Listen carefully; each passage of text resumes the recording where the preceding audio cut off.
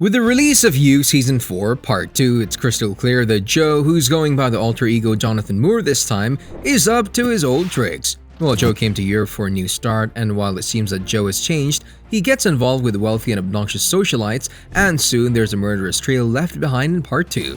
Today, we're going to take a look at things only real fans would have noticed in You Season 4 Part 2, and its links to Part 1. Spoilers ahead. Before we start, smash that subscribe button and be sure to never miss out on any of our videos. Number 1. Connection between Reese and Joe. Our favorite murderous stalker, Joe, fakes his death in Season 3 and moves to Europe, but unlike previous seasons, You Season 4 is released in 2 parts. In Season 4, Joe becomes an English literature professor in London and gets the chance to make better choices. Soon, we're introduced to Rhys Montrose. Only real fans who have noticed how similar Joe and Reese are right from the first episode. Both were raised by a single mother, and both had pretty difficult childhoods. One night, Joe drinks too much and blacks out. He wakes up to find the dead body of Malcolm, which he disposes of. Soon, Joe starts receiving messages from the Eat the Rich killer. And finally, when Roald accuses Joe of the murders and attempts to kill him, Reese comes out of nowhere, knocks Roald out, and reveals he's behind the murders. Number 2. There is always something more going on. Talking about the murder spree in Reese, it didn't make sense why a man who's trying to become the mayor of London would murder his wealthy friends. A new killer doesn't seem right, and fans would have noticed how strange it is that Joe somehow always wakes up to discover there had been a murder. Was it truly a coincidence that Joe was either blackout drunk, asleep, or knocked out when Malcolm, Simon, and Gemma were killed? We think not, and there was always something more going on, and some pieces were always missing. Number 3. Joe's obsession with Reese. After reading the autobiography of Reese, titled A Good Man in a Cruel World, Joe gets obsessed with Reese as Reese has everything Joe wants, and both have almost the same childhood. Also, both started from scratch, and now Reese was about to become the mayor. But this is where the hallucinations start. Number 4. Surprise, it was always Joe.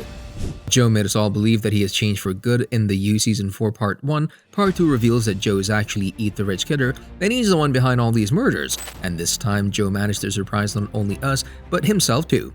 The cat and mouse game ends when Joe murders Reese, and he's staring at Reese's dead body when another Reese appears right beside him. Only real fans would be quick enough to realize that it was all in Joe's head. He committed all of the murders, but somehow he can't remember anything about the murders.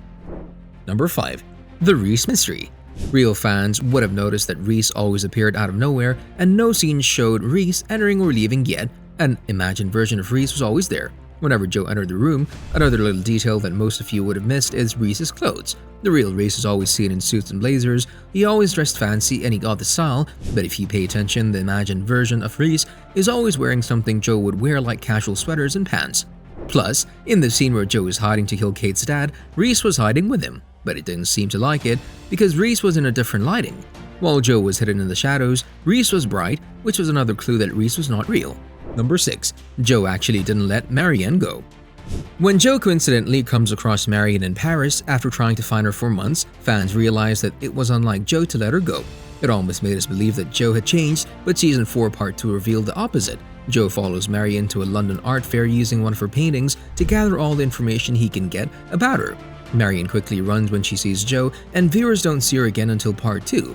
While Joe takes Marion's necklace, takes its picture, and sees Marion get on the train, you don't see the train moving or hear the engine. Joe has been dissociating all Season 4 long, and he actually imprisoned Marion in a glass cage. Number 7. Nadia helps Marion. Nadia, a student of Joe's, learns that Joe abducted Marion and kept her hidden in a cage in London. Nadia then made a whole scheme to assist Marion in escaping. To make Joe think she had committed suicide, she gives Marion beta blockers to lower her heart rate activity. Joe finds Marion's suicide note and discards her apparently dead corpse in a park. But then Nadia administered an injection to Marion that let her heartbeat run. Finally, at the end of Part 2, Marion got rid of Joe and was reunited with her daughter Juliet in Paris. Number 8. Nadia got so close. Only real fans would have noticed that Nadia got so close even before Joe frames her. When Nadia started her investigation, she noticed how weird it was that Phoebe Stalker was the killer. Talking to her boyfriend, Nadia says that it's too obvious. Wouldn't it make more sense if there was an average Joe killing the elite? Joe accused Nadia's boyfriend Edward of killing Reese first before killing him. When Nadia discovered the evidence against Joe, she went to face him, but it was already too late. Joe murders Edward and frames Nadia. And no matter how much we wanted Nadia to be successful in her mission, we all felt relieved that the charismatic stalker was not convicted. Number 9. Text messages. One of the biggest clues that Joe was the murderer was the text messages Joe received. Most fans didn't think much of the first message Joe received, and which was, "Hello you." Although this is a phrase Joe repeats every season, real fans would have noticed that Joe only says that in the narration. And plus, the way that Stalker described Joe was almost like Joe describes other people when stalking them on the internet. Number 10. The 7 Murders. Joe's first murder of the season occurred in the dining room following a wild night on the town. After Simon's art gallery opening, he was discovered dead, and the murderer was again Joe.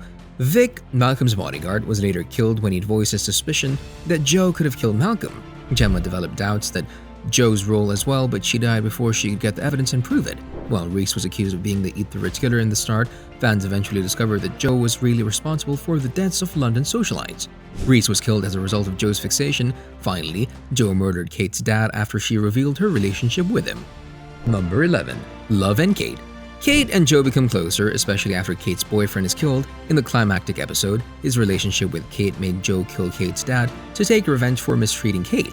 Earlier in the season, Joe tells Kate that love gives you second chances, and it wasn't a coincidence. It obviously links to love who gave Joe second chance. After killing Kate's father, Joe and Rhys go to a bridge, where Joe makes an attempt at suicide by throwing his phone into the river. Afterward, he appeared to confess to his misdeeds when he wakes up in a hospital bed with Kate at his side.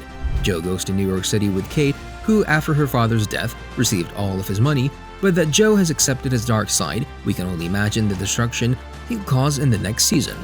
Let us know your thoughts in the comment section below, and don't forget to give this video a thumbs up. We'll be back soon with another awesome video. Until then, take care, stay safe, and be happy, guys.